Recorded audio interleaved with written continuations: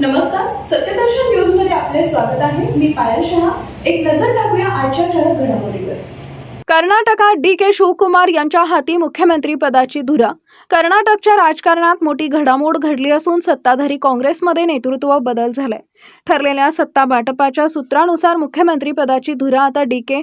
शिवकुमार यांच्या हाती देण्यात आली आहे. यानंतर राज्याच्या राजकारणात नव्या पर्वाची सुरुवात झाल्याची चर्चा राजकीय वर्तुळात सुरू आहे.